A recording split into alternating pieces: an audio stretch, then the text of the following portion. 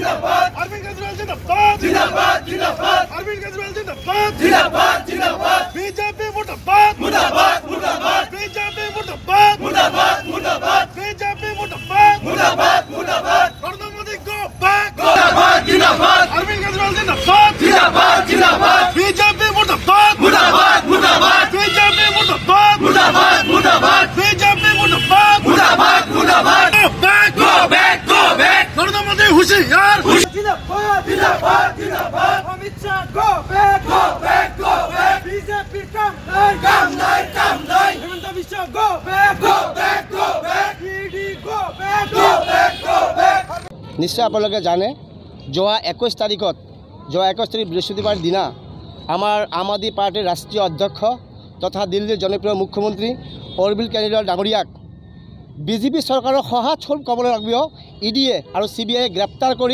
आज 6 जन जिम्मात लैसे तारे प्रतिबादत आज आम गोटे भारतवर्ष जुड़ी धुबुरी जिलार आम आदमी पार्टीए एक प्रतिबादी कार्यसूची हाथ लैसो।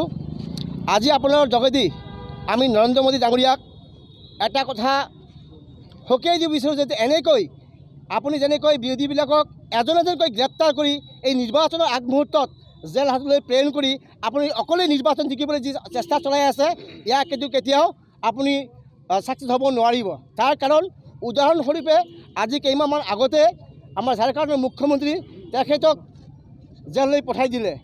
তাত কিছুদিন আগত আমাৰ কংগ্ৰেছৰ ৰাহুল গান্ধী ডাঙৰীয়াক সাংসদ পদ খাৰিজ কৰিছিলে। এটাৰ পিছত এটা আজি চাওক এতিয়া কেজৰিৱাল ডাঙৰীয়াক ইডি আৰু CBI লগাই তেওঁলোকে 6 জনৰ জিম্মাত লৈছে।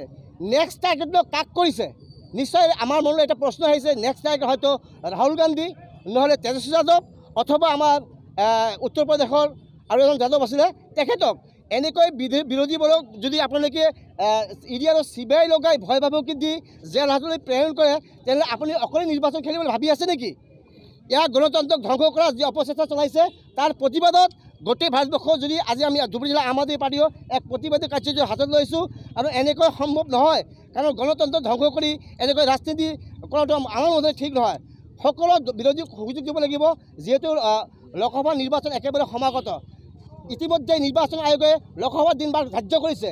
এই মুহূৰ্তত কেনেকৈ ইডি আৰু CBI লগাই জেল হাজতলৈ প্ৰেৰণ কৰিছে এইটো একেবাৰে ভাল লক্ষণ নহয়। আমি ভাবিছোঁ অনাগত দিনত ভাৰতবৰ্ষৰ ৰাইজে বুজি উঠিছে যে নৰেন্দ্ৰ মোদী ডাঙৰীয়াই আচলতে সকলো বিৰোধী পক্ষক ভয় ভাবুকি দি ইডি CBI লগোৱাই তেওঁলোকক ভয়াতুৰ বনাই নিজে অকলে জিকিব খুজিছে। ইয়াক কেতিয়াও সম্ভৱ নহ'ব। ভাৰতবৰ্ষৰ ৰাইজে ইয়াৰ প্ৰত্যুত্তৰ অনাগত লোকসভা নিৰ্বাচনত বিজেপি দলক স্পষ্টভাৱে দি দিব।